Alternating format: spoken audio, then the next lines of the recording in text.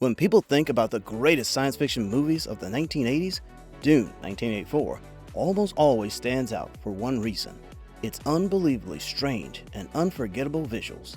Long before CGI became the standard in Hollywood, director David Lynch and his team had to bring Frank Herbert's bizarre universe to life using practical effects, animatronics, miniature models, and ingenious filmmaking techniques. From grotesque alien creatures to enormous futuristic spacecraft, nearly everything audiences saw was physically built and operated by hand. So, let's go behind the scenes and discover how the filmmakers created some of the most iconic moments in Dune 1984.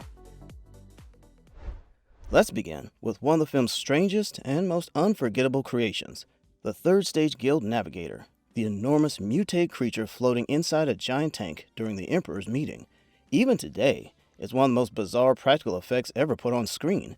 Considering that CGI was virtually non-existent in 1984, bringing such a creature to life required an extraordinary amount of practical craftsmanship.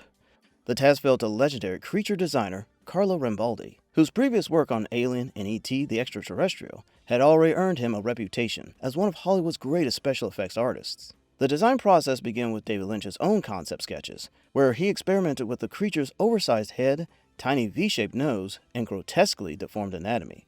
Once the overall design was approved, Rambaldi sculpted a full-scale clay maquette, carefully refining every wrinkle, fold, and skin texture before construction even began. That clay sculpture then became the foundation for the life-size animatronic puppet used during filming.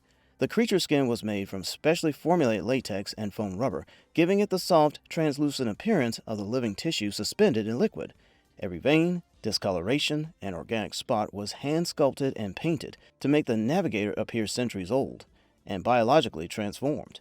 Hidden beneath that flexible skin was the intricate internal framework built from metal and lightweight plastics.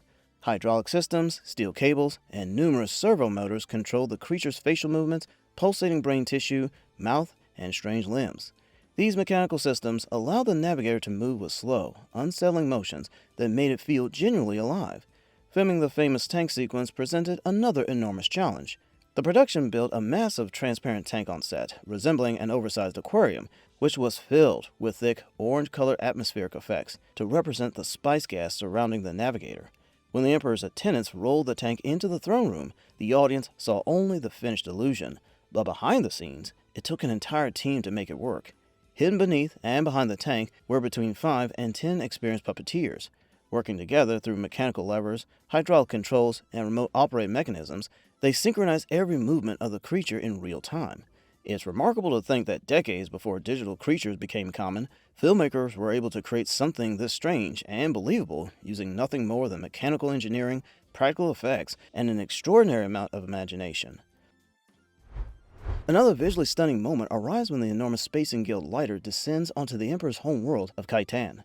On screen, the spacecraft appears massive, elegant, and almost ceremonial as it slowly lands before the Imperial court. In reality, this sequence was achieved using an exceptionally detailed miniature model, supervised by Model Unit Supervisor Kit West. The Guild lighter wasn't a small model. It measured roughly 5 to 6 feet in length and was heavily constructed to capture the scale and weight of the full-size spacecraft. Its surface received a highly polished metallic finish, allowing the studio lights to reflect across its chrome-like exterior and give the ship an advanced futuristic appearance. Creating the landing itself required a clever combination of practical engineering and cinematography. Rather than relying on animation or visual effects, the miniature was suspended from the studio ceiling using extremely thin but incredibly strong steel wires. Those wires were connected to a carefully engineered pulley system that allowed the crew to lower the spacecraft with precise control. Because the movement was slow, steady, and perfectly controlled, the miniature naturally conveyed the enormous weight of the Guild lighter. Combined with carefully designed lighting, atmospheric smoke, and miniature surroundings, the finished shot convinced audiences they were watching a colossal spacecraft gracefully descend onto the Emperor's palace, even though everything had been filmed inside a studio using practical models and simple mechanical techniques. One of the most unforgettable characters in Dune is undoubtedly Baron Vladimir Harkonnen. His grotesque appearance, enormous body, and eerie ability to float effortlessly through the air made him unlike any movie villain audiences had seen before. At the time when CGI was virtually non-existent, many viewers were left wondering how such convincing anti-gravity effects were achieved. The answer was a clever combination of practical engineering, wire work, and old-school filmmaking techniques developed under the supervision of special effects supervisor Kit West and his team. In the story, the Baron is so obese and physically weak that he can barely walk. Instead, he relies on hidden anti-gravity devices known as suspensors, which allow him to glide effortlessly through the air. To create this effect on set, the filmmakers relied primarily on sophisticated stunt wire rigs. Actor Kenneth McMillan, who portrayed the Baron, first had to wear a specially built full-body fat suit that dramatically increased his size. Hidden beneath the bulky costume was a custom-made metal harness designed to safely support his entire body while remaining completely invisible to the camera. That harness was attached to extremely thin, high-strength steel cables connected to a massive overhead crane installed above the soundstage. As the crane operator slowly lifted and maneuvered McMillan through the air, he appeared to float effortlessly across the room.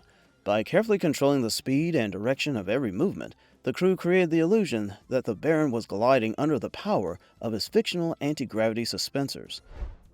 No creature from the movie is more iconic than the colossal sandworms, also known as the Shehalud. Their enormous size, terrifying mouths lined with countless teeth, and the way they burst through the deserts of Arrakis remain some of the film's most unforgettable images. Considering that CGI was still in its infancy, bringing these legendary creatures to life required an extraordinary combination of practical effects, miniature photography, and classical visual effects techniques. To create the sandworms, legendary creature designer Carlo Rambaldi and the special effects team built several physical models in different sizes, each designed for specific shots. The largest miniature measured nearly 20 feet long. Hidden inside these massive models were intricate cable-operated mechanisms, hydraulic systems, and articulated frameworks that allow the worms' enormous mouths to open and close, while their bodies twisted and flexed with a surprisingly organic motion. To make the creatures feel truly gigantic, the filmmakers relied on one of cinema's oldest tricks, high-speed photography. Instead of filming the models at normal speed, they were captured at higher frame rates. When the footage was played back at standard speed, every movement became slower and heavier, giving the sandworms the incredible sense of weight and scale expected from creatures that were supposed to be hundreds of feet long. Creating the illusion of the worms traveling beneath the desert was just as challenging. Rather than disturbing an actual desert, the crew built detailed miniature desert landscapes inside the studio. Beneath the sand, hidden mechanical tracks pulled specially designed wedges underneath the surface. As these mechanisms moved forward, the sand above naturally cracked, shifted, and rippled, perfectly simulating the movement of a gigantic creature tunneling underground. If you enjoyed discovering how the incredible practical effects of Dune 1984 were created, don't forget to leave a like and subscribe for more behind-the-scenes breakdowns of your favorite movies.